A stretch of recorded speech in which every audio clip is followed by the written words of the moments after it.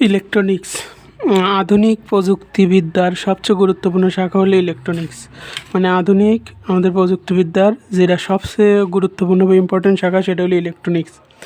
এই ইলেকট্রনিক্সে প্রায় প্রতিটি আধুনিক বৈদ্যুতিক যন্ত্রের সাথে ইলেকট্রনিক্স যন্ত্রপাতি যুক্ত থাকে এবং ভবিষ্যতেও যুক্ত হবে।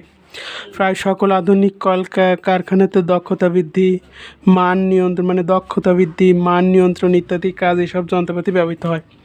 মোবাইল, কম্পিউটার, ল্যাপটপ ইত্যাদি আধুনিক ইলেকট্রনিক্স যন্ত্র ছাড়া আজকের সমাজে যোগাযোগ ব্যবস্থা কল্পনাও করা যায় না। আধুনিকীকরণ কিংবা ডিজিটাল ব্যবস্থা বলতে আমরা বুঝি কতগুলো অত্যাধুনিক ইলেকট্রনিক যন্ত্রের ব্যবহার, তা সে সেনাবাহিনী, বৈদ্যুতিক প্লান্ট, শিল্প কারখানা বা কোনো প্রতিষ্ঠানের আধুনিকীকরণ হোক।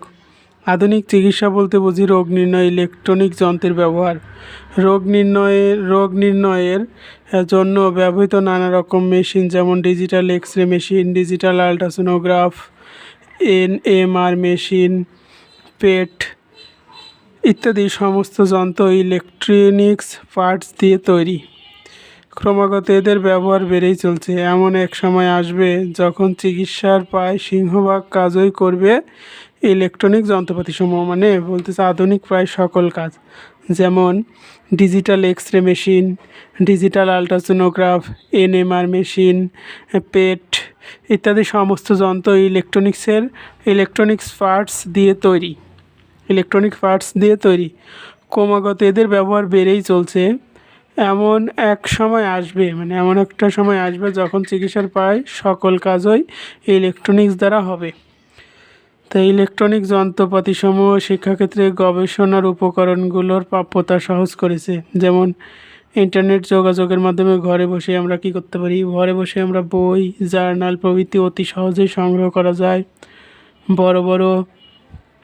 বড় বড় বিশ্ববিদ্যালয়ের ভর্তির কাজগুলো করা যায় ঘরে বসেই।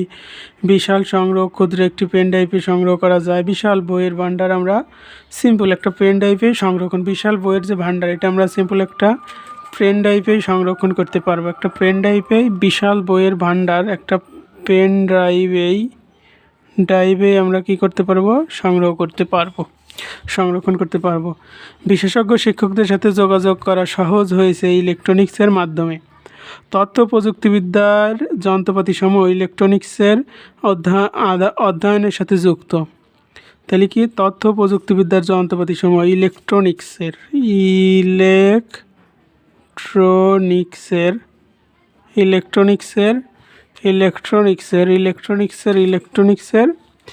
ইলেকট্রনিক্সের অধ্যয়নের সাথে যুক্ত। বিনোদনের জন্য আমাদের প্রয়োজন টেলিভিশন, আমরা বিনোদন এন্টারটেইনমেন্টের জন্য খুবই ভালো। কম্পিউটার, সিডি, প্লেন ড্রাইভারের ব্যবহার এখন ঘরে ঘরে দেখা যায়।